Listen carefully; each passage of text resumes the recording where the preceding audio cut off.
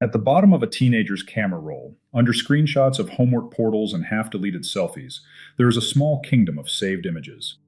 A fogged window, a black wool coat hanging from a brass hook, a bowl of pears on a chipped wooden table, a corridor lined with books, a girl on a bicycle passing a stone wall, a bedroom with lace curtains and a lamp too old to be fashionable in the ordinary way, a field at dusk, a cafe table with one cup, one notebook, one pen, and the faint suggestion that somewhere beyond the frame, life has become bearable.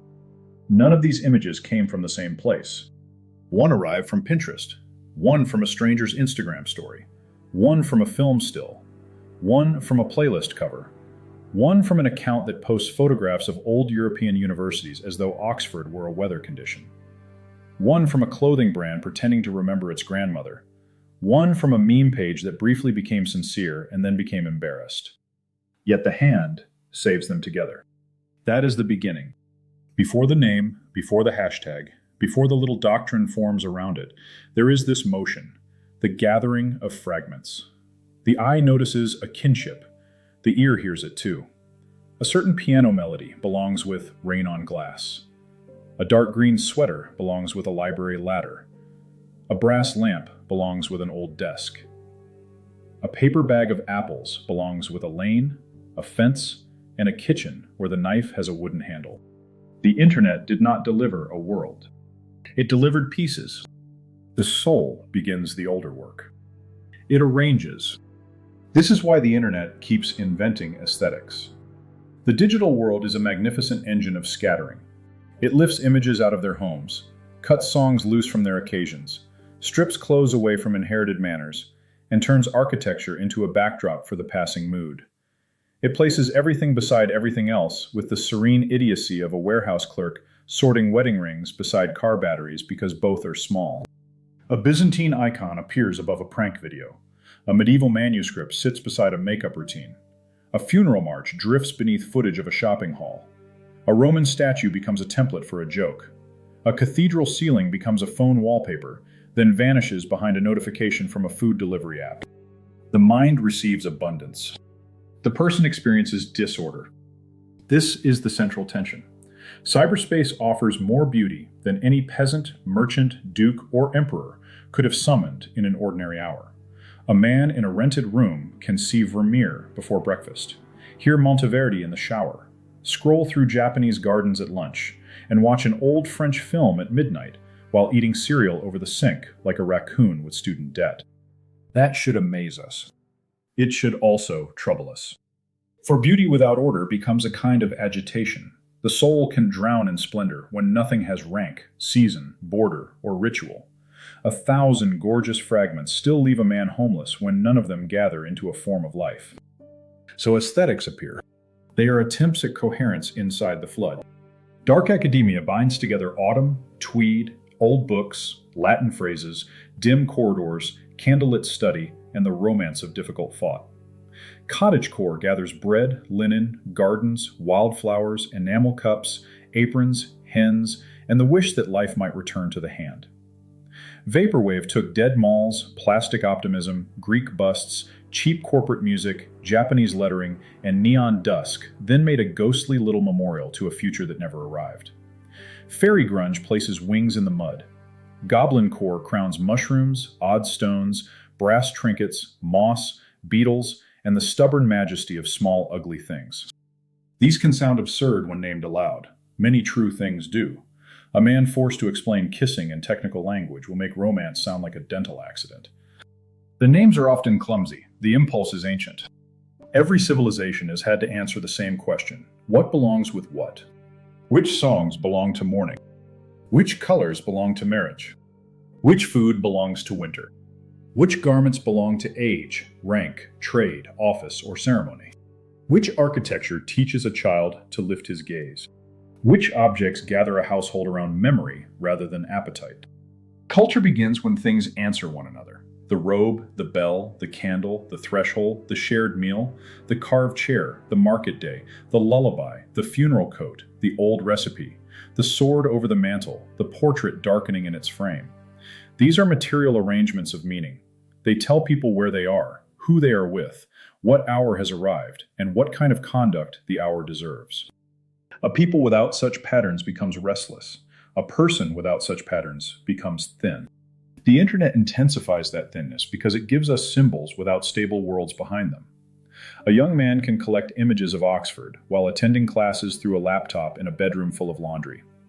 A young woman can save photographs of cottages while living near a 6-lane road where the only birdsong comes from a ringtone.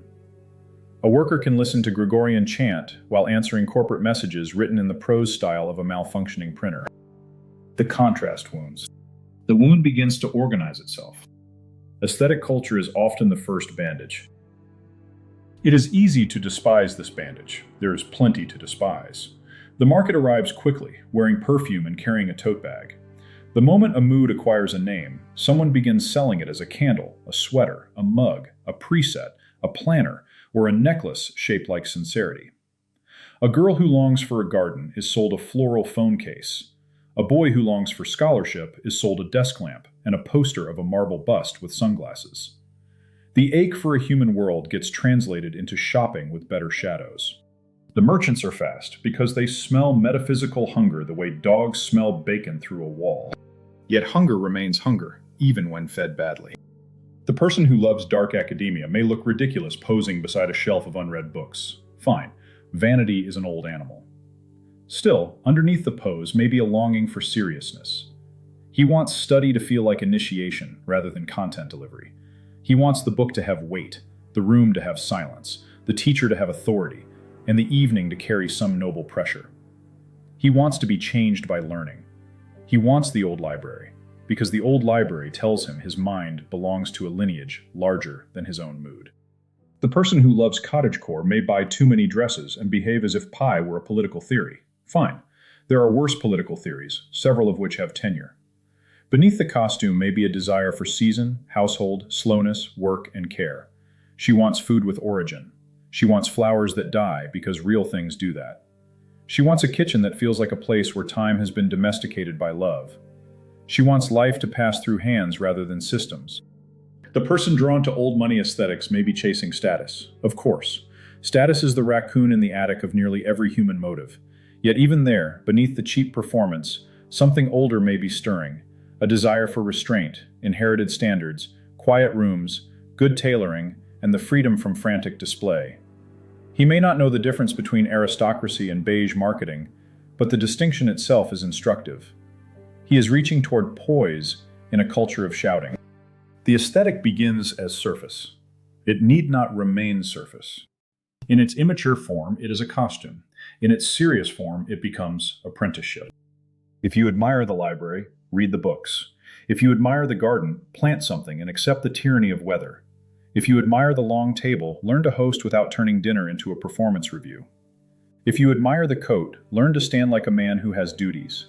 If you admire candlelight, recover evening from the glowing rectangle that has been chewing through your attention like a bored goat through laundry. That is the test. Does the image become conduct? Does the playlist become rhythm? Does the room become a school for attention? Does the desired world cross from the screen into the hand?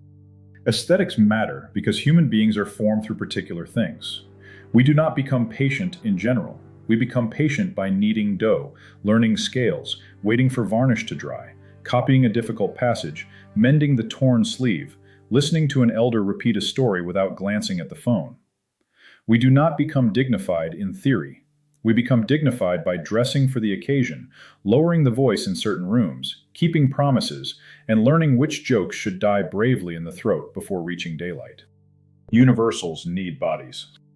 Truth needs sentences. Loyalty needs a ring, a table, a grave, a habit, a remembered birthday. Beauty needs wood grain, linen, stone, melody, proportion, and light falling across the floor at 4 p.m. Even rebellion needs a jacket. Otherwise, it becomes a complaint with poor posture. This is why the details of an aesthetic grip people so fiercely. They are not merely decorative. They are little bodies for large desires. The brass lamp stands for study. The linen apron stands for household. The black coat stands for severity. The wildflower stands for innocence. The rain on the window stands for inwardness. The record player stands for ritualized listening. even when the record player came from an online sale and the buyer owns 3 records, one of which is decorative and knows it. The details may be borrowed, they may be thin, they may be arranged by a person who has no idea where they came from. Still, they do their work. They point beyond themselves. A great deal of modern commentary fails here because it treats aesthetics as mere consumer tribes. That is part of the story. It is the duller part. The deeper question concerns metaphysics. Why do images long to be grouped? Why does music alter the meaning of a room?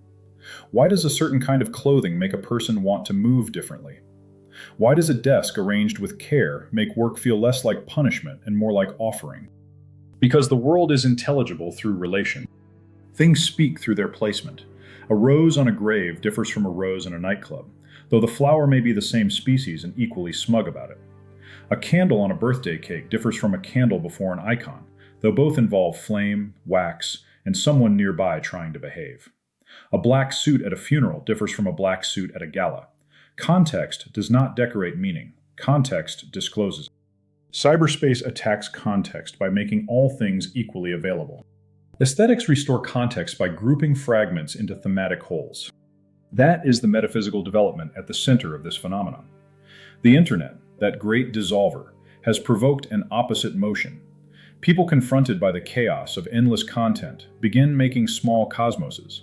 They place images, music, colors, words, objects, habits, and moods into relation. They create little orders within disorder. They may call it a vibe because our age is allergic to noble speech unless it arrives in a foreign language or on an expensive bottle. Yet the act is older than slang. It is composition. A composer knows that notes become music through relation. A painter knows that colors become vision through proportion. An architect knows that stone becomes dwelling through order. A cook knows that ingredients become a meal through timing, heat, and judgment. A host knows that chairs, candles, plates, voices, and pauses become an evening only when arranged with care. The aesthetic impulse online is this same compositional instinct working with the scraps available in digital life. It says, this image belongs with this sound.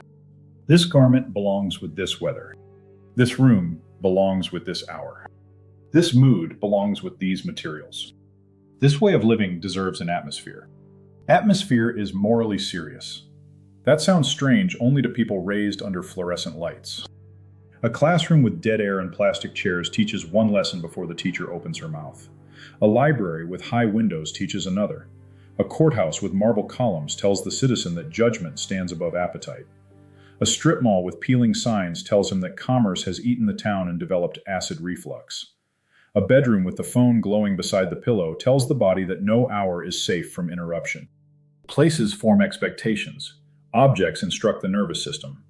Repeated surroundings carve grooves into desire. This is why ugliness forms people too. A city of blank walls, cheap signs, dead parking lots, disposable furniture, and screens in every waiting room produces a particular kind of citizen. He becomes hurried, flattened, vaguely annoyed, and strangely hard to impress. He has seen too much and contemplated too little. His eyes have been trained like dogs at a carnival, always darting toward the next little motion. Art counters this by asking him to stay. Stay with the painting. Stay with the chord. Stay with the carved line in the chair. Stay with the sentence until it opens. Stay with the table after the plates are cleared. Stay long enough for the thing to become more than content. Cyberspace makes departure effortless. Art makes attention fruitful. That is why aesthetics have become so common online. They are primitive shelters for attention. A person uses a playlist, a set of images, a color palette, a few objects, and a repeated mood to create a chamber where the mind can linger. The chamber may be flimsy. It may be full of borrowed furniture and suspiciously perfect pastries. Even so, it gives the scattered person a threshold. The old world had thresholds everywhere. Church doors, city gates, school bells, market days, wedding garments, morning clothes, dinner hours, bedtime stories, front porches, parish feasts, library quiet. Even the calendar had weight. One did not simply drift from one identical day to the next under the bluish sovereignty of the same screen. The digital age melts thresholds. Work enters the bedroom. Entertainment enters the meal. Strangers enter the pocket. Public anger enters the nursery. The marketplace enters the hour before sleep. A man can lie in bed beside his wife and be mentally present in an argument between two strangers in another state about a movie neither of them understood. This is not freedom. This is leakage. Aesthetics attempt to seal the cracks. They create a little chamber of association. When the music begins, the hour changes. When the lamp is lit, the room changes. When the desk is arranged, the work changes. When the coat is put on, the body remembers ceremony. When the tea is poured into a real cup, rather than swallowed from a travel mug shaped like industrial sorrow, the morning gains a border. These are small things. Small things are often the hinges of civilization. Nobody lives inside abstractions for long. A civilization that cannot govern cups, coats, songs, rooms, meals, and screens will soon find that its grand theories walk around in sweatpants, muttering slogans, unable to sit through a sonata or a family dinner. The internet aesthetic is a modest attempt to govern small things by beauty. That modesty is also its weakness. It can shrink into self-display. It can confuse appearing with becoming. It can become a theater where people perform sensitivity, depth, rustic simplicity, aristocratic taste, witchy mystery, intellectual severity, or spiritual longing, all while remaining obedient to the same old machinery of vanity and appetite. There is no innocence in the feed. The platform turns even yearning into engagement. A young woman posts her candlelit desk. Others admire it. She arranges it again. The desk becomes less a place of study than a stage for the appearance of study. The book remains closed because the photograph did its social work without requiring the sentence to be endured. The same thing happens to food, clothing, fitness, prayer, romance, and grief. The sign becomes more rewarding than the act. This is the danger. The photograph of the feast can devour the feast. The aesthetic must be made answerable to life. A true aesthetic should make demands. It should embarrass the lazy parts of us. The image of the ordered desk should ask why the mind remains cluttered. The photograph of the garden should ask why the hands are clean. The old library should ask what has been read. The elegant coat should ask whether the wearer has manners. The candlelit dinner should ask whether anyone at the table knows how to listen. Beauty judges. Gently, often, with force when needed. A beautiful room tells a man to lower his voice. A beautiful book tells him to slow his eye. A beautiful garment tells him to move with care. A beautiful table tells him to stop eating like a fugitive. The form educates the person before any argument begins. This is why art can counter the chaos of cyberspace more deeply than advice can. Advice addresses the will. Art addresses the whole person. It reaches the eye, ear, hand, posture, appetite, memory, and expectation. It gives the body a pattern before the mind has finished arguing. A tool belongs in the hand. It does not belong on the altar. The internet, properly used, can help us discover. It can open archives, circulate forgotten styles, introduce people to music beyond their neighborhoods, recover crafts, revive interest in old architecture, and show a lonely teenager that his hunger for beauty has companions. That is real. We should not sneer at it. There is grace in discovery, even when delivered through a device that also sells novelty socks and ruins sleep. The danger comes when the tool becomes the dwelling place. A man cannot live in the archive. He cannot marry a mood board. He cannot raise children on playlists. He cannot become wise by saving quotations. He cannot become rooted by reposting farmhouses. He cannot become refined by watching strangers fold pocket squares. He has to cross the glass. Bring something back. This is the necessary movement. From saved image to actual room. From playlist to practiced song. From recipe video to flower on the counter. From garden photograph to soil under the nail. From fashion board to a repaired wardrobe. From library imagery to a hard book finished slowly. From candlelit fantasy to an evening where the phone is placed in another room and left there like a defeated little goblin. The aesthetic becomes fruitful when it leaves the screen and enters matter. This is where particulars rescue universals from becoming fog.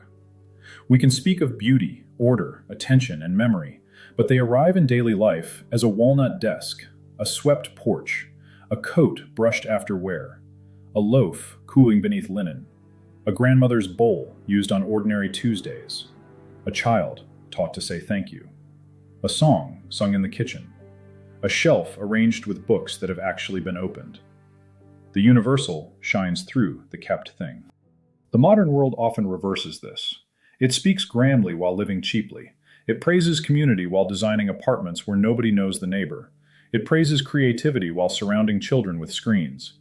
It praises authenticity while building restaurants that look like they were assembled by a committee of haunted plywood. It praises wellness while making people live in ways no mammal would recommend. Aesthetic culture is partly a protest against this mismatch. The protest may be confused. It may be commercial. It may come wrapped in filters, presets, and words ending in core. Still, it says something true. The form of life matters. The look of life matters. The sound of life matters. Matter matters. A soul surrounded by ugliness begins to hunger for pictures of beauty. A soul surrounded by noise begins to hunger for curated sound. A soul surrounded by drift begins to hunger for a named pattern. A soul surrounded by chaos begins to gather fragments and call the gathering an aesthetic. There is something moving in that. There is also something tragic. People should inherit coherent worlds before they have to manufacture them from screenshots. A young person should not have to assemble a sense of domestic warmth from strangers' photographs of kitchens. He should remember it from home. She should not have to learn ceremony from costume accounts. She should have seen it at weddings, funerals, tables, holidays, and public life. The body should know the code before the mind searches for it. Yet many inherit little more than convenience. Convenience is a poor mother. It feeds quickly, cleans quickly, entertains quickly, and forgets almost everything. It gives the child plastic, speed, and options. It rarely gives him reverence. It rarely gives him patience. It rarely gives him the solemn happiness of knowing that certain things are done in certain ways because the family, the town, or the people have carried them across time. When inheritance fails, curation begins. That is one reason aesthetics multiply online with such speed. Each aesthetic is a small act of self-inheritance. The person chooses ancestors through images. He assembles a lineage out of fragments. He says, perhaps without words, I come from this imagined library, this orchard, this moonlit city, this manor hallway, this record shop, this workshop, this forest shrine, this rain-dark street. These are my signs. This is the family of forms I claim. Some of these claims are shallow. Some are embarrassingly theatrical. Some become beginnings. A boy who first approaches Greek sculpture as part of a vaporwave collage may later discover proportion, tragedy, marble, and the human form. A girl who first loves medieval imagery through a fantasy aesthetic may later discover manuscripts, chant, pilgrimage, and the hard splendor of actual history. A student who first performs dark academia for the camera may eventually become the sort of person who reads footnotes with pleasure, which is among the stranger miracles granted to our species. We should leave room for beginnings. The acorn looks ridiculous if you demand shade from it by Tuesday. Around this point, the question becomes larger than taste. It becomes civilizational. The internet keeps inventing aesthetics because modern society has lost many of the shared forms that once gathered people into a world. When shared forms weaken, private forms multiply.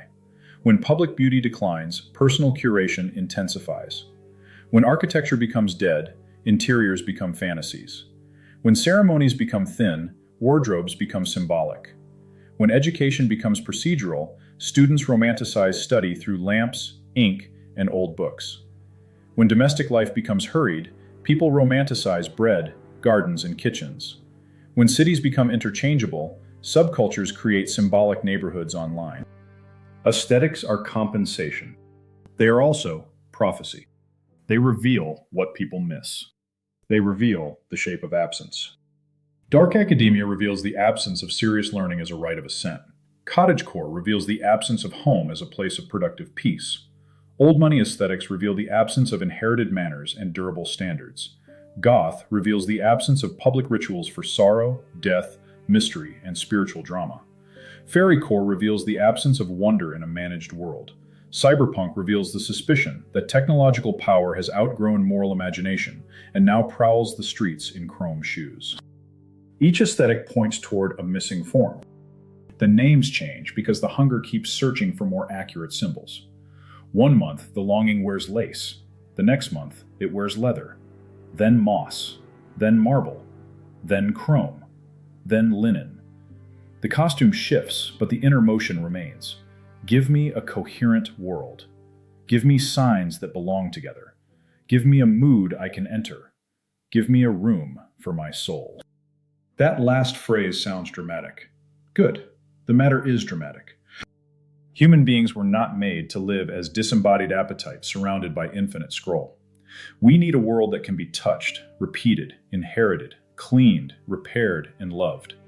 We need beauty in public, silence in private, ritual at thresholds, craft in the hand, and memory in the room. We need forms that survive mood. The digital aesthetic cannot provide all this. It can point. At its noblest, it becomes a map drawn by longing. At its worst, it becomes a costume party held inside a shopping cart. The difference lies in whether it calls us into reality or away from it. Cyberspace is chaotic because it has no natural scale. A cathedral and a sandwich appear in the same frame. A child's face and a political crisis fight for the same square of attention. A masterpiece becomes content. A symphony becomes background noise for answering email. A poem becomes text on a hoodie. Everything becomes portable, repeatable, clippable, shareable, and forgettable. Art resists by restoring scale. A real painting is approached, a real room is entered, a real song unfolds in time. A real meal must be prepared before it can be received. A real garden punishes fantasy and rewards care. A real book forces the mind to walk rather than teleport. A real ceremony tells the body that some moments weigh more than others. Weight is one of the great missing qualities of digital life.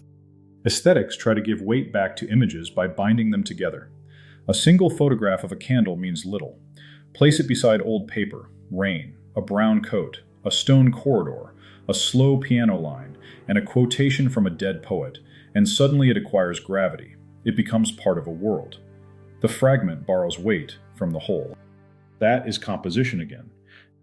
That is art. Beauty is order made visible to the senses. The internet keeps forcing us to confront this by giving us disorder made visible to the nerves. We feel the difference in the body. After an hour of random scrolling, the mind feels greasy.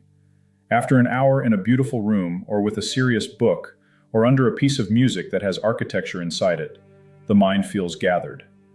The difference requires no theory. The body knows. The body is wiser than the feed. This is why the answer cannot be mere digital minimalism. Deleting apps may help. Turning off notifications may help. Throwing the phone into the sea may help briefly, though the sea has suffered enough. The deeper answer is the recovery of formed life. The empty space left by reduced screen time must be filled by something worthy, or the old chaos creeps back under the door wearing slippers. People need practices of coherence. Make one corner of the home beautiful and guarded. Put a lamp there. Put a real chair there. Put the phone elsewhere. Read there at the same hour. Let the place teach the habit. Cook one meal each week with ceremony. Set the table. Use the good plates before death arrives to inherit them. Let the meal tell the household that life has an order beyond convenience. Choose clothing for the day as though conduct matters. The body listens to fabric. A man in a structured coat walks differently from a man wrapped in laundry with sleeves. Keep a seasonal object in the room. Flowers, branches, fruit, a wreath, a dark cloth in winter, a white one in summer. The year should enter the house. Sing something with another human voice in the same space.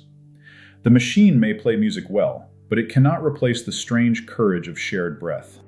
These are simple acts. They are also rebellions against fragmentation. The goal is not to turn life into a performance. That would place the mirror back on the throne. The goal is to let beauty form conduct quietly, the way a good path forms the walk. Aesthetic order should become so ordinary that no one needs to photograph it every time it appears. The most beautiful dinner is sometimes the one nobody posts because everyone was laughing when the soup nearly betrayed the tablecloth. There, that is civilization in miniature. A spill, a joke, a candle, an old bowl, a family story, a song from the next room, and a child falling asleep on a chair with the majesty of a defeated king. No filter improves it. The internet will keep inventing aesthetics because the human need for coherence will not die. It may be misdirected, monetized, cheapened, mocked, and buried under trends, but it returns. It returns because man is a pattern-seeking creature living in a world that answers pattern with beauty. He hears relation in music. He sees proportion in architecture. He senses dignity in ceremony. He knows, even when he cannot explain it, that a room can bless or degrade him. The feed cannot abolish this knowledge. It can only bury it under motion. Aesthetics are little recoveries of the buried knowledge. They are often messy, sentimental, commercial, and vain. They are also evidence that the soul has not surrendered. Somewhere inside the scroll, the person still wants the fragment to become whole. Somewhere inside the noise, the ear still wants music. Somewhere inside the endless sequence, the mind still wants relation. Somewhere inside the glowing disorder, the hand still begins to gather. Return to the camera roll. The fogged window. The coat on the brass hook. The bowl of pears. The stone corridor. The field at dusk. The cafe table with one cup and one notebook. The images wait there, each taken from elsewhere, each incomplete alone. Then the hand gathers them. A pattern appears. Small, fragile, maybe silly, maybe commercial by morning, maybe forgotten next week. Yet for a moment the chaos has been answered. The fragments have formed a room. The room has opened toward a life. The life asks to be built with hands, habits, songs, meals, garments, books, manners, and light. The screen glows. The real room remains. The lamp waits to be lit. A grand world awaits.